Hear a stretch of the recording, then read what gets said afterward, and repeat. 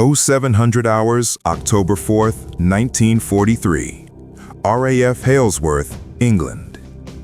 Colonel Hubert Zemke stood on the cold concrete of the hard stand, hands in his flying jacket pockets, watching ground crews swarm over 52 Republic P-47 Thunderbolts.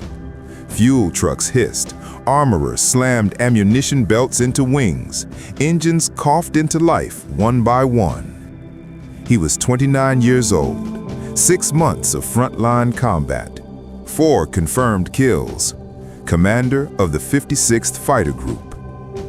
And that morning, he knew exactly what was waiting for his men. German radar had already picked up the bomber stream. The Luftwaffe was sending everything it had. Over 180 Focke-Wulf FW-190s and Messerschmitt Bf-109s to smash the American B-17s headed deep into Germany's industrial heartland. Every pilot climbing into a cockpit that morning could do the same cold arithmetic. The P-47 Thunderbolt, the Jug, weighed nearly 7 tons empty.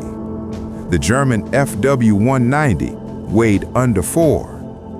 In a turning fight, physics didn't care about courage or paint schemes. Lighter aircraft turned tighter, heavier aircraft lose. Everybody in the 56th Fighter Group had seen it the hard way. In their first 4 months of combat, the 56th had lost 11 P-47s, 4 pilots killed, 7 captured. The Luftwaffe called the Thunderbolt a flying tank that couldn't dogfight. American bomber crews watching P-47 struggle to protect them noticed the same thing. When the Focke-Wulfs attacked and the sky turned into a swirling knife fight, the Thunderbolts simply couldn't stay with them. The German fighters snapped through tight turns, rolled into the vertical, and pulled away. P-47s that tried to follow stalled, bled energy, and died. On June 26, 1943, the 56th met Jacques Geschwander 26 over France, one of the Luftwaffe's best fighter wings. Veteran German pilots quite literally flew circles around the Thunderbolts.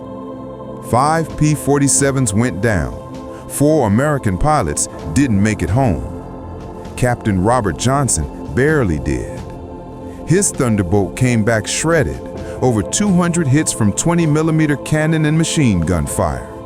Holes in the wings, tail chewed up by shrapnel. The big radio engine kept turning. The Jug lived up to its flying tank nickname. But it hadn't won the fight. The hard numbers were brutal. At 15,000 feet, an FW-190 could complete a full 360-degree turn in 22 seconds. The Thunderbolt? 28. 6 seconds might not sound like much. In air combat, 6 seconds is a lifetime.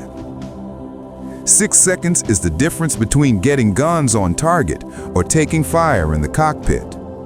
8th Air Force generals watched the casualty reports and the gunnery films and reached an obvious conclusion. Replace the P-47s with the new P-51 Mustang. Lighter, longer ranged, better turning, better at escort. By the end of 1943, 5 other fighter groups were already scheduled to convert to Mustangs. On paper, the Thunderbolt experiment looked like a costly mistake. But Hubert Zemke knew something the Germans, and many Americans, didn't. He had lived with the P-47 in the test world for 2 years before the war. He knew what the Jug could not do. More importantly, he knew exactly what it could do.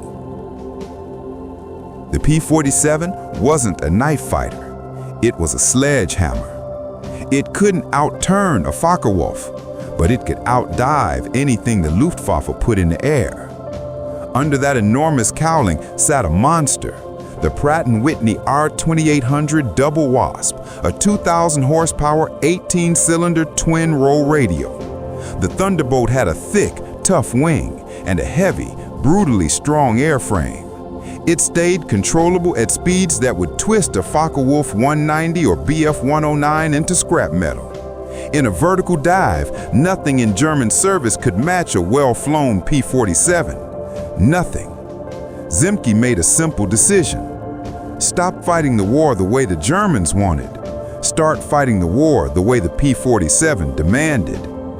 He rewrote the playbook. No more classic turning dogfights.